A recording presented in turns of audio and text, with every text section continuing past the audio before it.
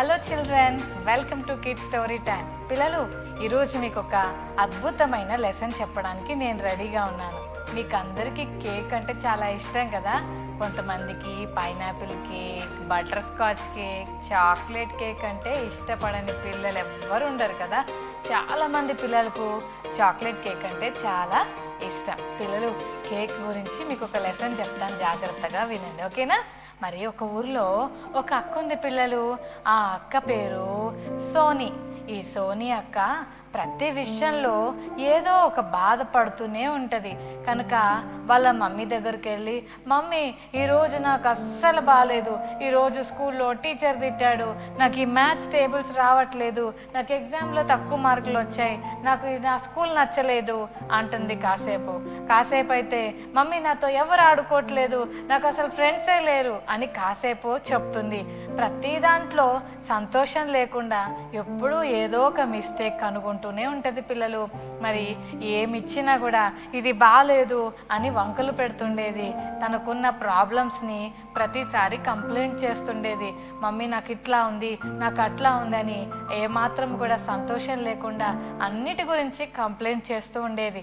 అయితే పిల్లలు, అప్పుడు వాళ్ళ మమ్మీకి ఒక ఆలోచన వచ్చింది. ఏంటో తెలుసా పిల్లలు? వాళ్ళ మమ్మీ అనింది, సోనీ నీకు కేక్ అంటే చాలా ఇష్టం కదా, నీకు స్నాక్స్ టైంలో స్నాక్స్ తినాలంటే చాలా ఇష్టం కదా సోనీ, నీకోసం నేను ఒక కేక్ సిద్ధం చేస్తాను అంది. వా మమ్మీ, నా కోసం కేక్ తయారు చేస్తావా? నాకు చాలా సంతోషం మమ్మీ, నువ్వు చేసే కేక్ చాలా బాగుంటుంది మమ్మీ, చాలా టేస్టీగా ఉంటుంది మమ్మీ, ప్లీజ్ మమ్మీ నాకు చేసి పెట్టవా, నేను తింటాను అని హ్యాపీగా వాళ్ళ మమ్మీని చాలా ఎక్సైటెడ్గా అడిగింది పిల్లలు. అప్పుడు వాళ్ళ మమ్మీ ఏం చేసిందో తెలుసా? ఒక్క నిమిషం ఆగండి, మీకు చూపిస్తాను. చూస్తున్నారు కదా పిల్లలు, నా ముందు 3 రకాల బౌల్స్ ఉన్నాయి. ఒక బౌల్లో ఎగ్స్ ఉన్నాయి. మీకు అందరికీ ఎగ్స్ అంటే ఇష్టమా? కొంతమంది పిల్లలైతే అమ్మో మమ్మీ బాయిల్డ్ ఎగ్ పెడుతుందంటే నానా నీ బాయిల్డ్ ఎగ్ ఇక్కడే ఉండిపోయింది తిను అంటే కొంతమంది గేట్ దాకా పరిగెత్తిస్తుంటారు కదా. ఇంకో బౌల్లో మిల్క్ ఉన్నాయి. కొంతమందికి మిల్క్ అంటే చాలా ఇష్టం, కొంతమందికి మిల్క్ అంటే చాలా కష్టం కదా పిల్లలు. ఇదిగోండి, ఇంకొక బౌల్లో ఫ్లోర్ ఉంది. అయితే పిల్లలు, వాళ్ళ మమ్మీ ఇప్పుడు నేను మీకు చూపిస్తున్నట్లే గబగబా సోనీ వాళ్ళ మమ్మీ అన్నీ రెడీ చేసుకొని సోనీ నీకు కేక్ అంటే ఇష్టం కదా అంటే, అవును మమ్మీ నువ్వు చేసే కేక్ అంటే నాకు చాలా ఇష్టం అని చెప్పింది పిల్లలు. అయితే ఇదిగో కేక్ కోసం అన్నీ రెడీ చేసుకున్నా, ఇదిగో ఫస్ట్ ఎగ్ తిని సోనీ అని మమ్మీ సోనీకి ఎగ్ ఇస్తుంది. సోనీ చాలా విచిత్రంగా, ఎగ్గా? నాకొద్దు మమ్మీ, నాకు ఇష్టం లేదు, నేను అందులో పచ్చి గుడ్డు ఎలా తింటాను మమ్మీ, నాకు వద్దు మమ్మీ అనింది పిల్లలు. అయితే ఒక పని చేయి, ఇదిగో మిల్క్ తాగు అని మిల్క్ ఇస్తుంది పిల్లలు. మిల్కా? అలా ఎలా మమ్మీ, నాకు కేక్ ఇస్తానని మిల్క్ ఇస్తానంటావేంటి మమ్మీ, నాకు కేక్ కావాలి, నాకు మిల్క్ వద్దు అనింది పిల్లలు. కాసేపు అయ్యాక సరే ఒక పని చేయి, ఇదిగో ఫ్లోర్ ఇస్తాను తీసుకో అని చెప్పి స్పూన్తో ఫ్లోర్ తీసుకొని తిను అని చెప్పి ఫ్లోర్ ఇస్తుంది పిల్లలు. అరే పిండి ఎలా తింటారు మమ్మీ, ఎవరైనా పిండి తింటారా? మైదా పిండి ఫ్లోర్ తింటారా మమ్మీ? అబ్బో అస్సలు వద్దు మమ్మీ అని వాళ్ళ మమ్మీకి చెప్పింది. వెంటనే సోనీ వాళ్ళ మమ్మీ ఏం చేసిందో తెలుసా? చూసావా సోనీ, ఇప్పుడు చూడు, సపరేట్గా ఎగ్ కానీ మిల్క్ కానీ ఫ్లోర్ కానీ అది విడివిడిగా ఇస్తే అస్సలు టేస్ట్ ఉండదు కదా, ఏమాత్రం టేస్ట్ ఉండదు. కానీ వీటిని అన్నిటినీ కలిపి మిక్స్ చేసి ఎంత క్వాంటిటీ కావాలో అంత క్వాంటిటీతో వాటిని కలిపితే బేక్ చేస్తే ఒక మంచి డెలిషియస్ కేక్ రెడీ అవుతుంది. చూస్తున్నారు కదా పిల్లలు, కేక్ ఎంత బాగుందో, అందరికీ తినేయాలని అనిపిస్తుంది కదా.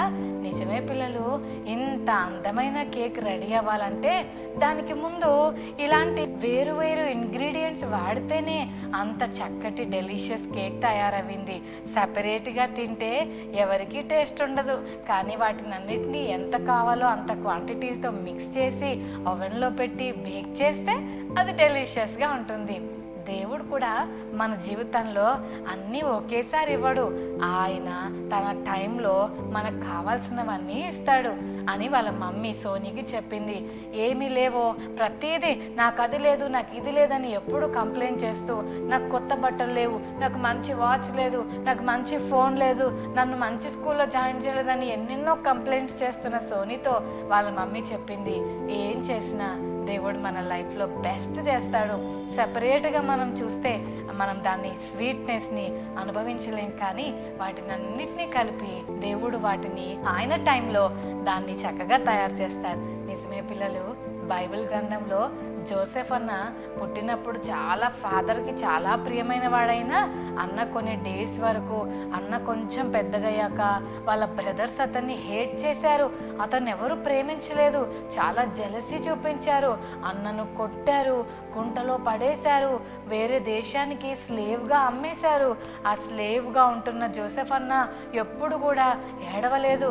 నాకు ఇక్కడ ఏసీ లేదు, నాకు ఇక్కడ కూల్ డ్రింక్స్ లేవు, నాకు ఇక్కడ టీవీ లేదు, ఫోన్ లేదని, నాకు కంఫర్టబుల్గా లేదని ఎప్పుడు కంప్లైంట్ చేయలేదు. కానీ ఆ కష్టాల్లో కూడా యేసయ్యను ఘనపరచడం, యేసయ్యతో మాట్లాడటం, యేసయ్యకు నమ్మకంగా ఉండటం విడిచిపెట్టలేదు. కాబట్టి దేవుడు ఒక్క రాత్రిలో ప్రిజన్ నుంచి ప్యాలెస్కు తీసుకెళ్ళి కింగ్ తర్వాత నెక్స్ట్ కింగ్ లాగా ఉన్నతమైన పొజిషన్లో ఆయన టైంలో పెట్టాడు. కాబట్టి ఈ మాటలు వింటున్న ప్రియ చెల్లి తమ్ముడు, యేసయ్య కూడా నిన్ను ఆయన టైంలో బ్లెస్ చేస్తాడు. అప్పుడే నాకు అది లేదు ఇది లేదని మనం కంప్లైంట్ చేస్తే ఇలా సపరేట్గా తినాల్సి వస్తుంది. దేవుడు ఎప్పుడైతే మనకి ఇస్తాడో అప్పటి వరకు మనం వెయిట్ చేస్తే ఇవన్నీ దేవుడు కలిపి నీ జీవితాన్ని అద్భుతంగా రుచికరంగా మారుస్తాడు. ఓకేనా ఫ్రెండ్స్, చక్కటి లెసన్ మనం విన్నాం కదా. దేవుడు ఇచ్చేది శ్రేష్టమైనది. యేసయ్య తయారు చేసిన జీవితం, యేసయ్య ఇచ్చే జీవితం ఎప్పుడు మధురంగానే ఉంటుంది. ఓకేనా, ఈ రోజు నుంచి కంప్లైంట్ చేయడం మానేసి, అది లేదు ఇది లేదని మమ్మీ దగ్గర డాడీ దగ్గర బాధపడటం మానేసి, యేసయ్య నాకు కావాల్సింది, నాకు నీవు ఇవ్వవలసిన టైంలో, నీ టైంలో నాకు ఏది కావాలో అది యేసయ్య అని మనం ప్రార్థన చేయడం మొదలు పెడితే యేసయ్య కూడా మన జీవితంలో తన సమయంలో మనకు బెస్ట్ ఇస్తాడు. అంతవరకు మన ప్రేయర్తో వెయిట్ చేద్దాం. ఓకేనా పిల్లలు, God bless you children, bye.